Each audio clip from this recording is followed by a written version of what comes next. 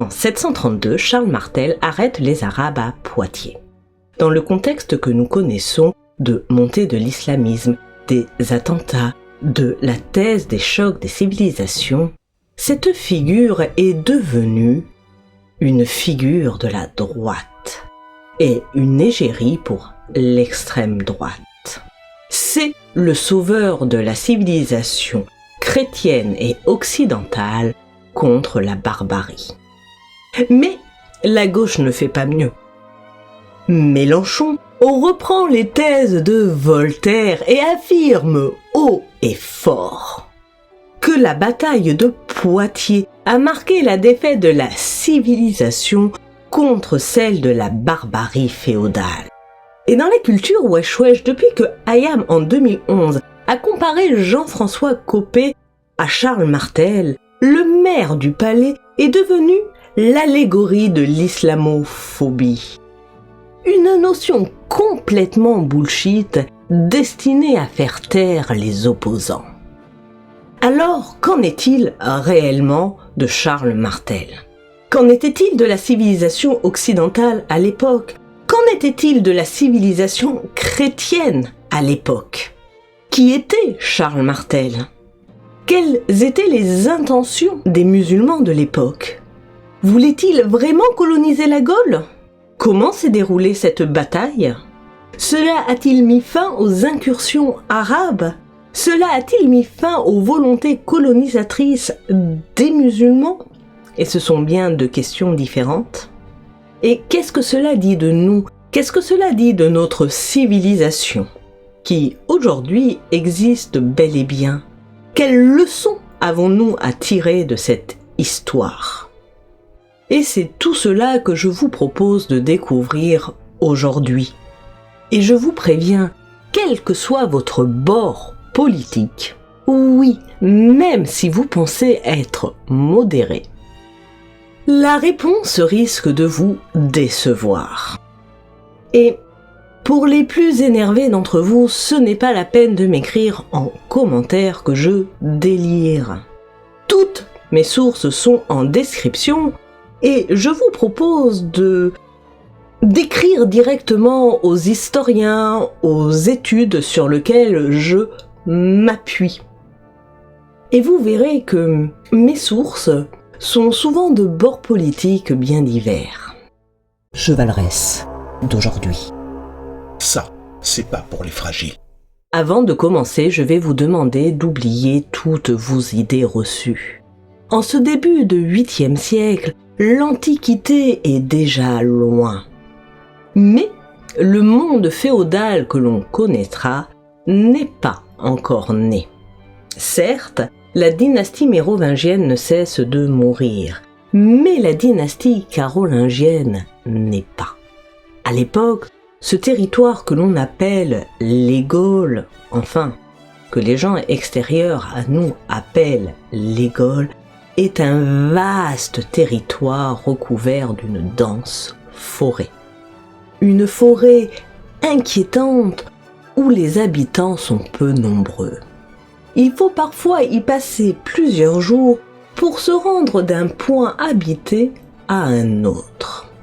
Et gardez bien cette image en tête de vaste forêt. Elle est fondamentale dans l'imaginaire de l'époque. Qu'en était-il de la civilisation occidentale à l'époque? Civilisation. Alors, parler de civilisation à l'époque me paraît un tantinet surfait. On ne sait quasiment rien de l'époque, on a très peu de textes écrits, si ce n'est des textes législatifs. Et là, ce n'est pas parce qu'ils avaient une tradition orale, non. Car si on regarde leurs textes législatifs, en plus d'être prolixes, ils sont extrêmement précis. Ils ont bien une tradition écrite. Et en plus, le peu de textes dont nous disposons mélange la science et la fiction, l'imaginaire. On est plus proche dans leur manière de raconter les faits du Seigneur des Anneaux que des rois maudits. Au 8e siècle, l'alphabétisation recule. même dans les milieux aristocratiques. D'ailleurs, on ne sait même pas si Charles Martel savait lire et écrire. Ok, il savait signer, mais c'est à peu près la seule chose dont on est sûr. Au 8e siècle, le monde des lettrés tend à se réduire à celui des clercs, et encore pas tous les clercs. Et en plus, c'est voulu par les clercs qui veulent utiliser une écriture difficile pour que le mystère reste la propriété d'une élite. Comme l'explique Georges Minois, et dire que l'époque n'est pas à la préoccupation scientifique ne peut effacer le constat d'une véritable régression culturelle comme il s'en produit parfois dans l'histoire. Le formalisme de la tarification des amendes n'enlève rien au caractère ultra-violent de cette société. Au contraire, d'une certaine façon, il le banalise. Superstition, crédulité, extrême violence. Admettons encore que le phénomène soit commun à bien des époques et bien des sociétés. Mais le plus souvent, il existe au moins en leur sein une minorité éduquée, une élite pensante, capable de réfléchir sur des valeurs morales et intellectuelles, de promouvoir des idéaux de conduite, de produire des œuvres de l'esprit qui jalonnent l'histoire culturelle de l'humanité. Ici, rien, ou presque. Et la raison de ce recul, c'est qu'être un intellectuel, à l'époque, n'est pas valorisé. Ce qu'il valait mieux être, c'est un bon gros bourrin. À l'image de Charles Martel. Il faut le dire, c'est un monde d'hommes, car la moitié des femmes meurent avant 30 ans. Et même pas 10% d'entre elles atteignent l'âge de la ménopause, c'est-à-dire à l'époque, une quarantaine d'années. C'est un monde de labeur, où le travail n'existe pas en tant que tel, mais en tant que pénitence. Une pénitence perpétuelle et permanente. Oubliez les jours de repos, la retraite à 60 ans, tout ça. Vous travaillez tout le temps jusqu'à en mourir. Entre 650 et 750, en Gaule, en France, en Europe, en Occident, nous sommes dans le néant civilisationnel. Nous sommes dans le désert culturel. Nous sommes un monde barbare. Un monde de barbares. Et la religion ne viendra même pas contrebalancer tout ça. Qu'en était-il de la chrétienté à l'époque ? À l'époque, même la chrétienté recule. Alors certes, pas en nombre de convertis, mais par contre, dans son dogme, si. Nous avons une forme de christianisme païen. Monastères, reliques et pèlerinages sont des éléments essentiels de l'encadrement religieux du peuple franc à l'époque de Charles Martel. Et ce n'est absolument pas un hasard si le culte des saints et des reliques se développe à ce moment-là. C'est des formes d'amulettes, de porte-bonheur. Et les chefs à l'époque se serviront de ces croyances populaires pour servir leurs propres fins politiques, pour étendre leur domination à l'instar de Charles Martel, qui fondera Saint-Sauve à la suite d'un rêve. Alors, est-ce qu'il a vraiment ou pas rêvé ? Peu importe, la vérité c'est que Saint-Sauve deviendra un point d'appui de son pouvoir. Et pour faire simple, le masque c'est le christianisme, la réalité c'est la barbarie. Disons plutôt que les deux sont inséparables. Oui, à l'époque la civilisation est encore loin, la chrétienté c'est une fable. Et nous ne sommes même pas une vague unité pseudo-culturelle. Les Gaules sont constitués d'un amas de peuples, d'ethnies, aux cultures souvent très différentes les unes des autres.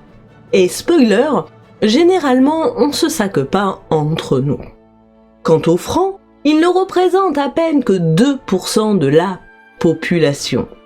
Mais ils ont le pouvoir. Et Charles Martel fait partie de cette caste dirigeante.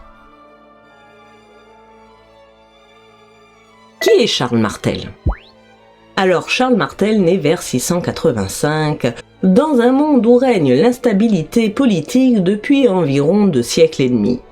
Il vit dans les Ardennes, dans un territoire marécageux qui, même aux yeux de ses contemporains, passe pour un monde de barbares, superstitieux et proche de l'animalité.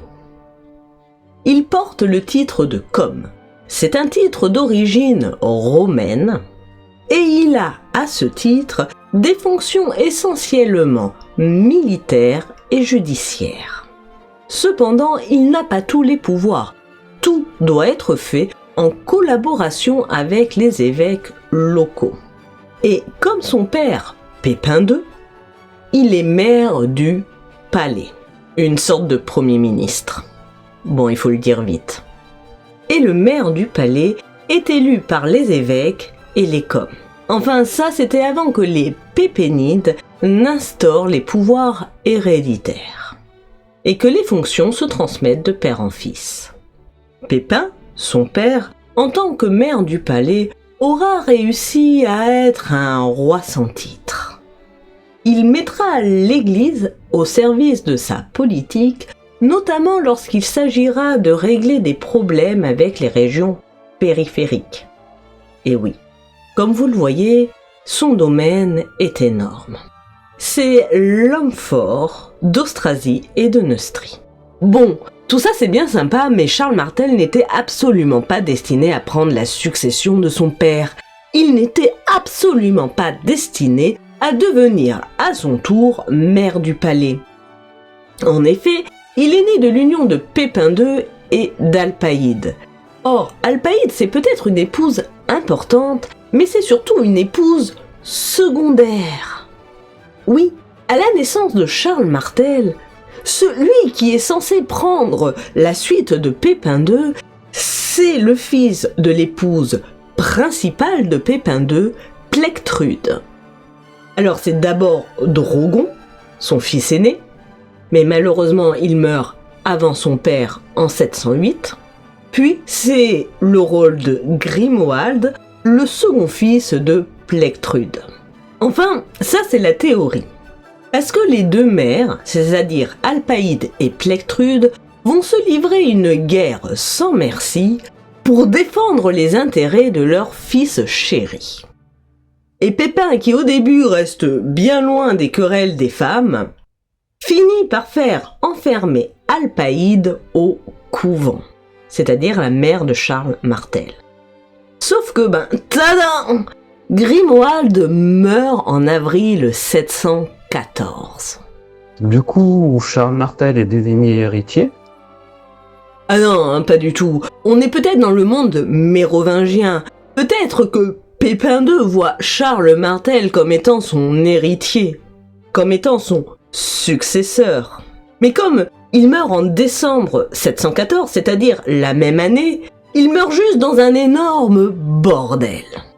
Dirons-nous que le règne de Pépin d'Herstal s'achève en 714 dans la confusion et le meurtre.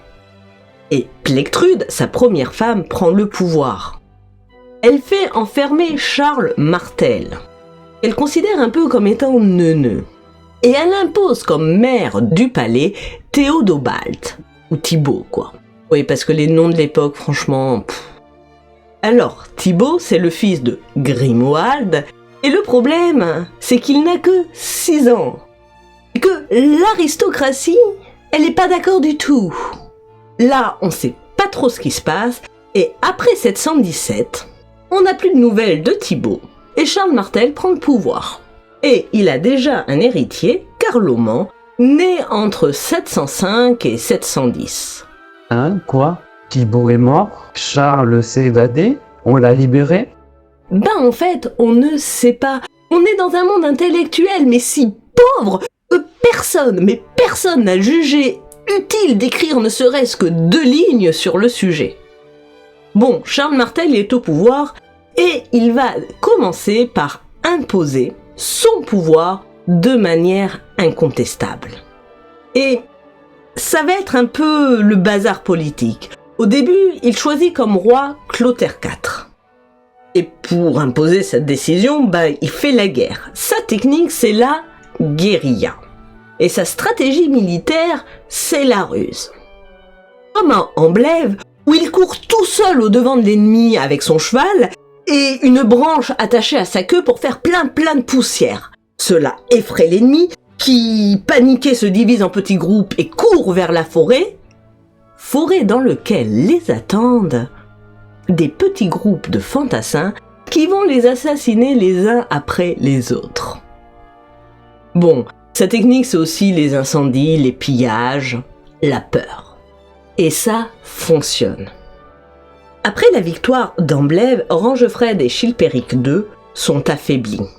Alors, bien sûr, il y a la question des rois mérovingiens, mais c'est avant tout une guerre entre maires d'Épalée, d'Austrasie et de Neustrie.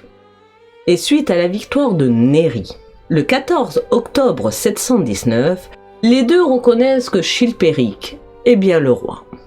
Ceci dit, Charles Martel ira quand même jusqu'à poursuivre Chilpéric II.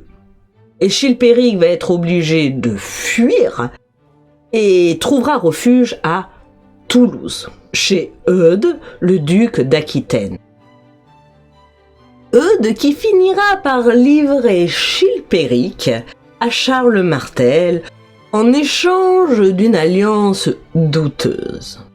Le problème est définitivement réglé en 721. Chilpéric meurt et Charles Martel met à sa place Thierry IV, un enfant de 4 ans sur lequel il a tout pouvoir, tout contrôle. Charles Martel va aussi mener des batailles par le biais religieux. Enfin, par le contrôle des établissements religieux. Et la foi n'est absolument pas le sujet. Et ça, c'est sans parler le fait qu'il usurpera les biens de l'Église. Alors, politiquement, c'est sûr, ça fonctionne. Mais cela a des conséquences sur le niveau intellectuel des ecclésiastiques, des évêques. Dirons-nous que ce sont plus des gros bourrins que des intellectuels. Ils connaissent rien à la foi et ils transmettent des conneries et des superstitions au peuple. Mais c'est un détail. Donc, ça c'est pour la politique interne.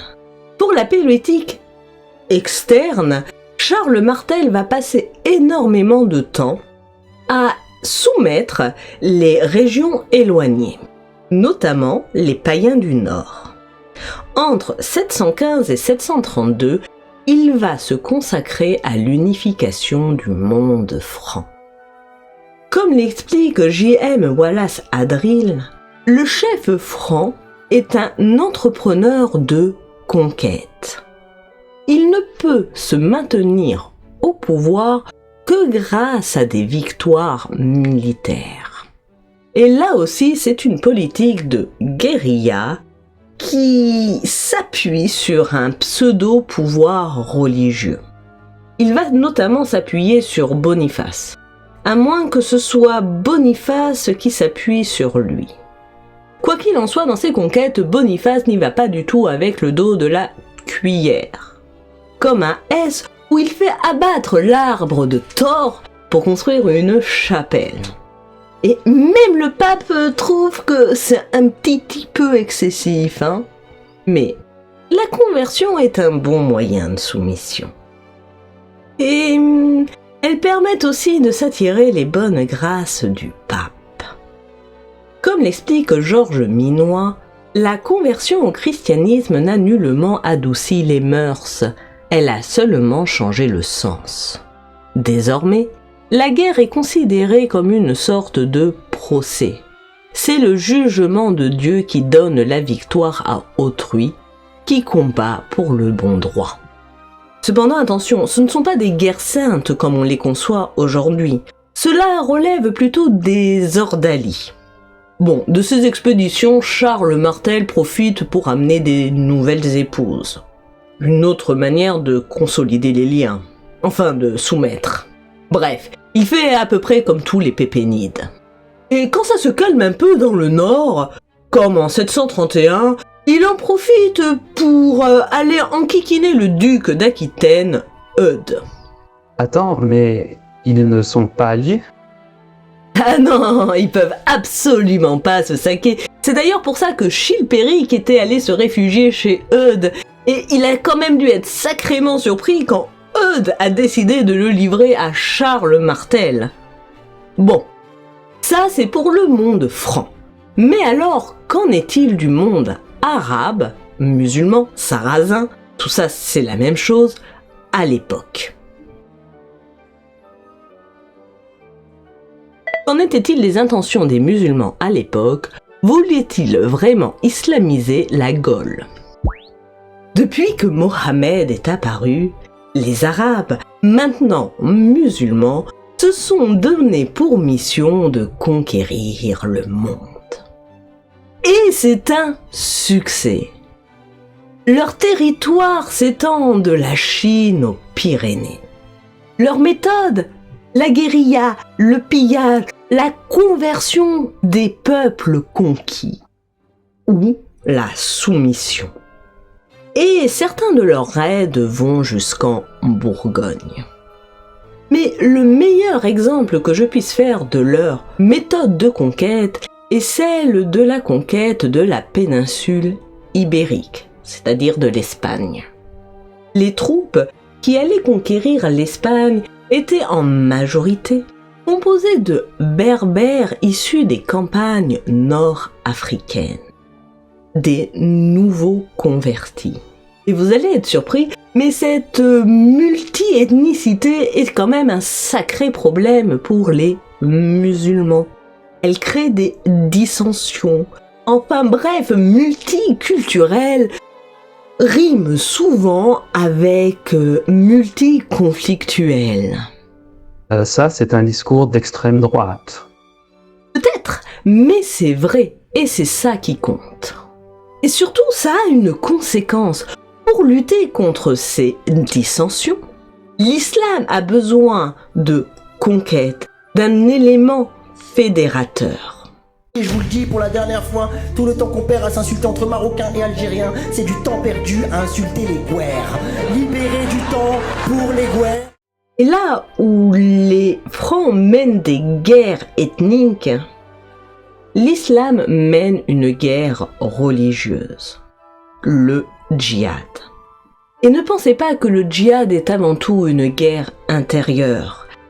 Cette notion n'existe pas à l'époque et elle apparaîtra bien plus tard. Et donc, leur objectif est bien de coloniser par les armes au nom d'Allah. Et leur technique est toujours la même. D'abord, ce sont des raids de reconnaissance. Puis, ils se servent des rivalités internes. Ils s'allient avec le plus faible contre le plus fort. Et c'est exactement ce qu'ils feront en Espagne en se servant des rivalités internes qui sévissent chez les Wisigoths. Et ensuite, ils vont se retourner contre le plus faible. Pour l'Espagne, en quelques mois, l'affaire est pliée. Et ensuite, ils continuent leur expédition. En 719, Narbonne tombe. Puis en 725, c'est le tour de Carcassonne. Leurs conquêtes sont faites de destruction, de pillage, de réduction en esclavage. Quant au système de protection bien souvent fantasmé, c'est avant tout un système d'exploitation et de soumission, proche de l'esclavage. Finalement, ce qui différencie le musulman de Charles Martel, ce n'est ni l'objectif qui est de conquérir, ni la méthode qui est brutale, faite de pillage, de destruction, mais seulement l'excuse trouvée pour le justifier. Charles Martel le justifie au nom de son ethnie supérieure. Les musulmans disent qu'ils le font au nom de Dieu. Certes, ils y croient. Qu'est-ce que ça change? Mais est-ce qu'il le sait ça, Charles Martel? Quelle est sa perception du monde musulman? Alors Charles Martel ni personne dans le monde occidental n'a conscience de ce qu'est l'islam. Pour eux, l'islam est une hérésie comme une autre. Ce sont juste des barbares. Certains pensent certes qu'ils ont été envoyés par Dieu, mais pas pour les convertir, mais seulement pour les punir. On est dans un monde de pénitence, je vous rappelle. Et d'ailleurs, les Occidentaux ne s'intéresseront vraiment à la nature de l'islam qu'à partir des croisades. Alors certes, Charles Martel sait qu'il y a un problème avec les Sarrasins, qui font des pillages, qui créent des morts régulièrement, mais pour lui c'est un problème bien secondaire à celui que lui posent les païens. De même d'ailleurs, on ne sait pas exactement ce que les Arabes, les musulmans pensent de nous. On sait que pour eux, les Gaules, c'est la grande terre. Certes, elle leur fait peur, je vous rappelle les forêts denses, les zones sauvages. Mais cela ne veut absolument pas dire qu'ils ne veulent pas nous coloniser. Car pour faire cette hypothèse, il faut expliquer pourquoi ils s'arrêteraient aux portes des Gaules. Quelles raisons ils auraient? Après tout, c'est quand même Dieu qui leur dit qu'il faut coloniser le monde entier. En plus, jusque-là, concrètement, ça leur a plutôt réussi.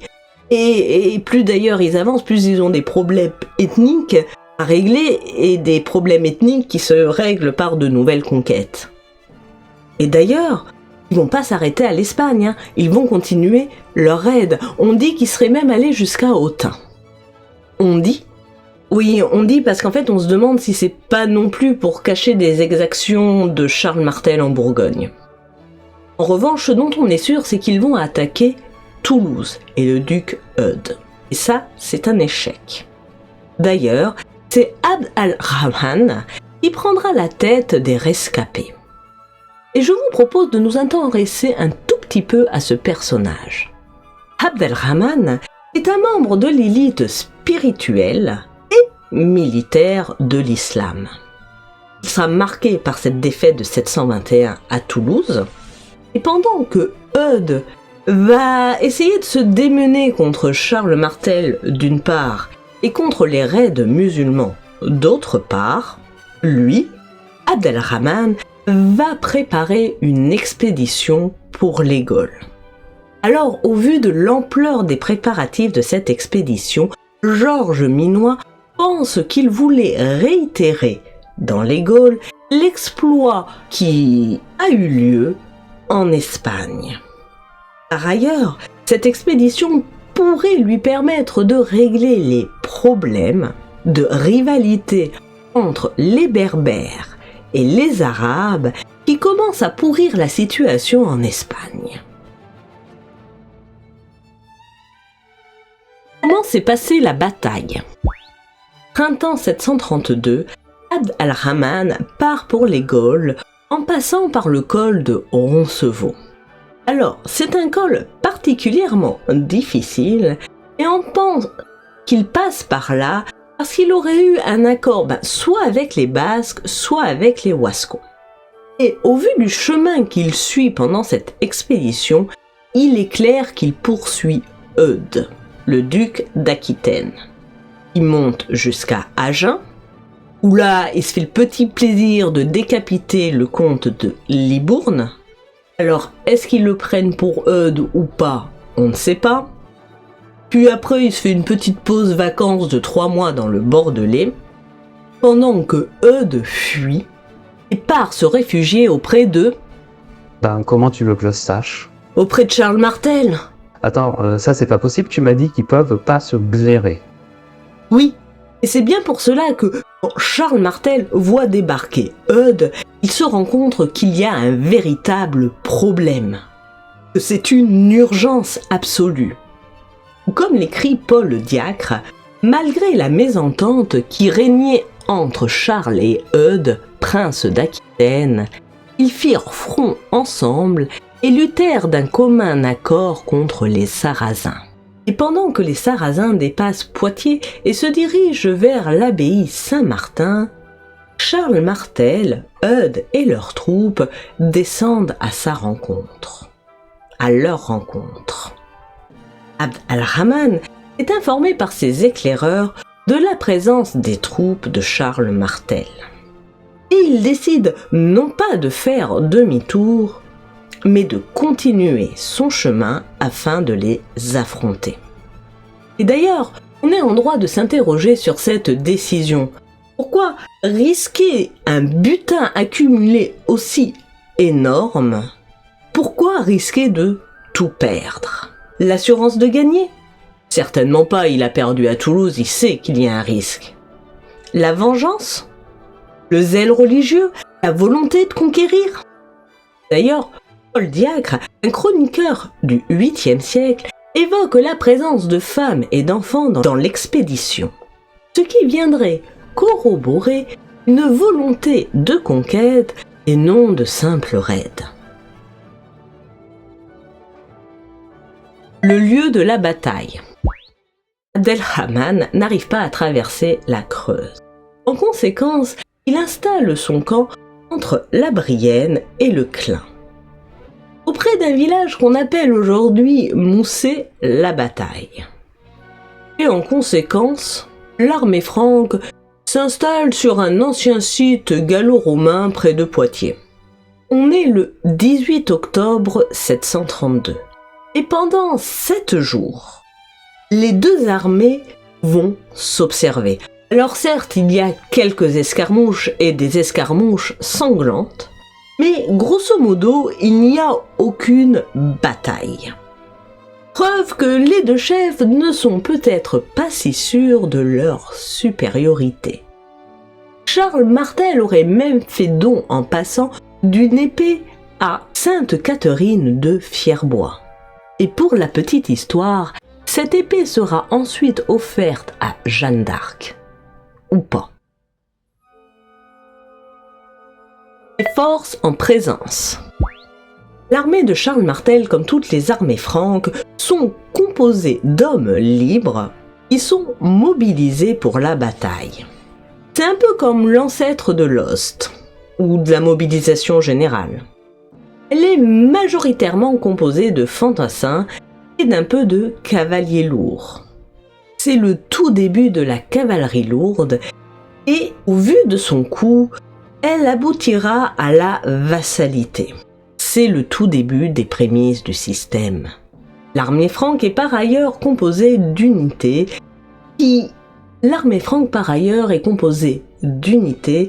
qui respectent les différences ethniques. Elles sont chacune commandées par un chef, autour duquel se trouve une forme d'unité d'élite. Et en 732, preuve s'il en fallait que Charles Martel a compris l'importance du problème, il a convoqué, mais absolument tout le monde. Pour les Sarrasins, par contre, on ne sait pas grand-chose, si ce n'est qu'ils sont majoritairement à cheval. Concernant les forces en présence, on compte entre 10 000 et 15 000 hommes du côté arabe et entre 15 000 et 20 000 hommes du côté franc. Mais c'est énorme. Alors oui, c'est absolument énorme pour l'époque. Concernant l'organisation de la bataille, les deux armées vont opter exactement pour la même organisation, c'est-à-dire chacune 3 batailles de front. La bataille. Le 25 octobre 732, c'est le choc. À midi, après la prière, les Arabes lancent la charge et ils s'écrasent contre l'armée franque. Au 8e siècle, les batailles sont extrêmement sanglantes. Les troupes de Charles Martel sont en position défensive, comme il sied en fait à une armée de fantassins. Et ils ont dû infliger énormément de morts aux Sarrasins qui continuent à attaquer de front. Ah oui, Abdelrahman, c'est pas Saladin, hein. Le génie, la ruse. À un moment dans la bataille, on sait pas trop pourquoi, Eudes et une partie de chevaliers gascons font une embardée jusqu'au camp des Sarrasins. Alors là, c'est un peu la confusion dans le rang des Arabes, des musulmans, vous avez compris que c'est la même chose. et une partie d'entre elles refluent pour aller défendre le camp. Ceci dit, Eudes et les Gascons repartent et la bataille continue. La bataille continue tellement que finalement la journée passe et que le crépuscule pointe le bout de son nez. Alors à l'époque, on se bat pas à la lumière des torches. Aucune armée n'étant vaincue, chacun rentre dans son camp pour attendre le lendemain matin et finir la bataille commencée la veille. Enfin ça, c'est ce que pense Charles Martel. Parce que les musulmans, lorsqu'ils rentrent dans leur camp, ils constatent que Abd al-Rahman est mort. Alors, on pense qu'il a été tué d'un coup de javelot en essayant de protéger le camp pendant la fameuse folie de Eudes et des Gascons. Quoi qu'il en soit, il a clamsé. Ils n'ont plus de chef. Et pendant la nuit, les musulmans, ils prennent leurs clics et leurs claques et ils se carapatent. C'est une victoire par forfait? Oui, ça donne surtout l'impression d'une victoire incontestable. Les Arabes, ils ont quitté les lieux et ils ont laissé tout sur place. Le butin, les prisonniers, les blessés, et même selon certains, les familles qui les accompagnent. Alors, ils devaient se trouver dans un état de panique générale absolue, et Charles Martel ne les poursuit pas. Pourquoi? Alors, d'abord, ils sont loin, et en plus, piller le butin, c'est quand même la récompense des armées. De toute manière, les Sarrasins qui sont maintenant dispersés en petits groupes se font plus ou moins décimer par les gens qu'ils croisent. Quant aux familles, si elles existaient, et aux blessés, ils sont réduits en esclavage. Mais en fait, il y avait ou pas des familles? Alors, un indice en particulier nous laisse à penser que certains vont prendre souche dans la région. C'est celui des patronymes spécifiques que l'on ne retrouve que ou quasiment dans cette région. Sarrasins, Morins, Noireaux, Gros, Morino, Mori. Quant aux musulmans, ils finiront par appeler cette bataille Bahat al-Shuhada, la route des martyrs. Donc, ils voulaient nous coloniser. Cela a-t-il permis de mettre fin à une volonté colonisatrice des musulmans? Cela a-t-il mis fin aux incursions arabes? Alors, après cette bataille, il n'y aura plus jamais d'incursion arabe aussi loin dans le territoire. C'est une victoire à forte symbolique. Cependant, elle n'a absolument pas mis fin à la menace. Elle en a juste révélé la gravité. Si, avant 732, Charles Martel mettait son énergie à asseoir son pouvoir et à lutter contre les païens, après 732, il va regarder essentiellement vers le sud. Alors certes, il fera quelques autres campagnes vers le nord. Mais comme l'Aquitaine est clairement devenue son vassal, il va concentrer ses efforts contre la Bourgogne et la Provence. Par exemple, les patrices d'Avignon se sont associés aux Arabes. Je vous rappelle qu'on ne se saque pas entre nous et que les patrices d'Avignon considèrent donc Charles Martel comme étant un plus gros problème que les Arabes. Et les Arabes font toujours leur même technique, s'allier avec le plus faible en espérant vaincre le plus fort. Charles Martel va donc tout bonnement assiéger Avignon. Il va apporter des armes spécifiques au siège et y mettre toute sa puissance. Avignon tombe. Les patrices de Marseille sont à peu près aussi idiots à ce moment-là que ceux d'Avignon. Charles Martel va faire le siège de Marseille et Marseille va se rendre. Et puis ensuite, il va s'attaquer à Narbonne. Bon, sauf que là, il va abandonner Charles Martel parce qu'il a d'autres problèmes à régler dans le nord avec les païens. Par ailleurs, pour lutter contre ces invasions, il ira jusqu'à s'allier avec les Lombards. Même mieux, il ira jusqu'à faire couper les cheveux de son fils par le chef des Lombards, au grand désarroi du pape. Mais bon, il trouvera un autre moyen de ménager le pape. De plus, visiblement, Charles Martel a quand même un peu compris quelque chose du monde musulman. Car à partir de 732, ce n'est plus vraiment des guerres ethniques qui sont évoquées, mais une guerre religieuse. Et quoi qu'il en soit, naît l'idée qu'il est absolument nécessaire de lutter contre l'envahisseur. Non, c'était pas un truc complètement clair dans notre tête avant. Et en tout cas, cette lutte va se perpétuer au cours du temps, notamment avec les croisades, mais aussi juste avant la colonisation. Notre but n'était pas de coloniser en fait au début, mais de lutter contre la piraterie et les raids en provenance d'Alger. Qu'est-ce que cela dit de notre civilisation ? Alors l'image de Charles Martel va changer au cours de l'histoire. Et donc je vous propose de voir d'abord l'évolution de son image au cours du temps. De faire un peu la part des choses entre les fantasmes et la réalité. Avant de conclure d'une manière plus générale. Évolution de la vision de Charles Martel. Alors, à sa mort, il est enterré comme un roi à Saint-Denis alors qu'il n'était pas roi. Comme le fait remarquer Jacques Le Goff, c'est comme s'il avait préparé l'avènement de la dynastie carolingienne. Même si cette dernière finalement n'adviendra que 10 ans plus tard. Et pourtant, au début, nos rois vont être gênés par cette figure.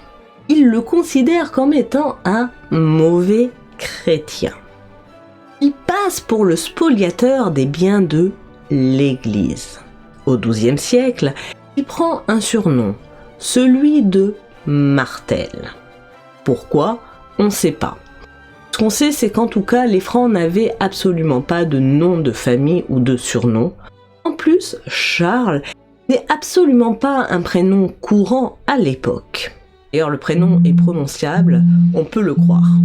Quoi qu'il en soit, pendant longtemps, c'est une figure que l'on préférerait oublier. Il faut attendre le XVIIIe siècle et Voltaire pour que la figure de Charles Martel refasse surface. Et en plus, elle ne refera pas surface dans la gloire. Non, non, non. Voltaire, lui, voit la civilisation islamique comme une lumière. Et il voit l'Occident médiéval et féodal comme un monde de barbares. C'est donc la civilisation qui a perdu face à la barbarie. Alors c'est très mignon la vision de Voltaire, mais c'est complètement anachronique. À l'époque, le monde musulman, c'est pas des lumières, c'est pas des grands intellectuels. Ce sont avant tout des soldats, assoiffés de sang. Quant au système féodal, on en pense qu'on veut. C'est juste qu'à l'époque, il n'existe pas. C'est à peine les balbutiements, même pas vraiment les balbutiements. Voltaire s'oppose au XIXe siècle à Chateaubriand. Et Chateaubriand pense tout l'inverse. À l'époque ressurgit l'idée d'un péril musulman. Et clairement, les colonisations n'y sont pas pour rien. Rappelons qu'au début, l'objectif n'était pas de coloniser, mais de mettre fin aux raids et aux pillages. En tout cas, à partir de cette époque, la figure de Charles Martel et la manière dont elle est présentée fluctuent, surtout dans les manuels scolaires. Entre 1913 et 1950, il est soit celui qui sauve la patrie, soit celui qui sauve la chrétienté. À partir de 1946, il devient surtout un prétexte pour parler de la religion musulmane qui est la principale religion dans nos colonies. Quand en 1960, il disparaît complètement de nos manuels scolaires pour ne jamais y réapparaître. Attends, moi on me l'a enseigné à l'école. Non, non, non, ça c'est ce que toi tu crois, ça c'est ce que nous croyons. Faut dire que cette phrase, putain, elle pète de simplicité et de clarté. En 732, Charles Martel arrête les Arabes à Poitiers. C'est facile à retenir. C'est un savoir qui se transmet certes de génération en génération, mais pas par le biais scolaire. Quant au film Reine-Mère de Camélia Jordana, il raconte l'histoire d'une petite immigrée prise dans la tourmente de problèmes l'immigration qui, depuis un cours d'histoire, s'invente un ami imaginaire, devinez qui, Charles Martel. C'est juste un fantasme, il n'est plus enseigné. Alors ça c'est pour les manuels scolaires. Mais la figure de Charles Martel sera également reprise à des fins politiques. Alors certes, c'est Génération identitaire, mais c'est également Bruno Maigret, dans un discours après les attentats du 11 septembre 2001, et aussi par des personnalités plus que nauséabondes, comme Jules Chiré, qui a écrit « La France juive ». Entre fantasme et réalité. Alors voilà, Charles Martel est une figure compliquée. D'abord parce qu'il a le tort de n'être que le fossoyeur de la dynastie mérovingienne. Évidemment, on lui préfère Charlemagne, qui lui est le père de la dynastie carolingienne. Et en plus, cela est renforcé parce qu'il vit dans une époque où parler d'une civilisation occidentale ou chrétienne prête quand même largement à sourire. De plus, contrairement aux musulmans, lui, Charles Martel, ne mène absolument pas une guerre religieuse. Non, il ne connaît pas l'islam, il ne connaît pas la nature de la menace. Non, il se bat vraiment pour des questions ethniques, pour la grandeur de sa famille, ou comment ne pas dire pour des raisons racistes. Il est le symbole d'un combat dont il n'a absolument pas conscience. Cependant, force est de constater que si Charles Martel n'avait pas pris la menace au sérieux, s'il n'avait pas lutté sérieusement contre les invasions arabo-musulmanes, eh ben notre civilisation, celle qui existe aujourd'hui, n'aurait jamais pu naître et prendre son essor. Le fait qu'il n'ait pas conscience du rôle qu'il joue n'enlève rien au fait que c'est un grand homme, une figure majeure de notre histoire.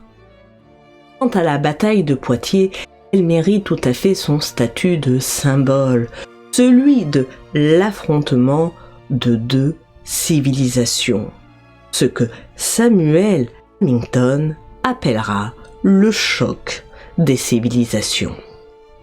Et à gauche aussi, il fantasme. Il fantasme Charles Martel, ou plutôt il fantasme l'Orient. Ils sont absolument fascinés par cette culture sans pour autant la connaître. Il la résume à un raffinement surfait, en gros au harem et au hammam. C'est un peu comme si je résumais l'Europe à ses maisons closes et à ses cafés. Parce que oui, messieurs, le hammam en Orient, c'est avant tout un lieu de socialisation. Et les espaces réservés aux femmes, puisque c'est un monde qui sépare les hommes et les femmes, vous n'y accéderez jamais. Arrêtez de fantasmer, hein? Le seul hammam dans lequel vous pourrez rentrer, il y aura des hommes. Que des hommes. Et revenons. La gauche fantasme l'Orient sans le comprendre. À l'image d'Anatole France, il pense que les Arabes auraient pu apporter la civilisation. Sauf que il faut regarder le monde musulman sans le fantasmer. Et il alterne entre des phases d'expansion et des phases de repli. Leur phase d'expansion est toujours justifiée par Dieu, comme nous, ceci dit. On est les deux seules civilisations à le faire. Généralement, cette phase d'extension est précédée d'une phase de régression intellectuelle, d'un peu de retour à la barbarie. C'est dans leur phase de repli qu'ils vont développer leur culture, leur raffinement, leurs arts. Le problème, c'est que ces phases de repli, elles font émerger des conflits ethniques. Rien n'a changé en fait. Si vous en doutez, vous n'avez qu'à regarder les 7000 conflits ethniques qui gangrènent l'Afrique. Voilà. C'est généralement dans ces moments-là qu'ils repartent dans une régression culturelle pour partir dans une phase d'extension, une volonté de conquête. Alors, quand Jean-Jacques Sédillot dit que l'islam est stérile, c'est faux. Ceci dit, dans une histoire fiction, si l'islam avait recouvert le monde, la paix ne serait absolument pas advenue. C'est juste le nombre de conflits ethniques qui auraient explosé, sans doute divisé tout cela en des multitudes de morceaux. Finalement, je partage surtout le point de vue de Ferdinand Lott. Cette victoire de Charles Martel sous Poitiers doit être appréciée à sa juste valeur.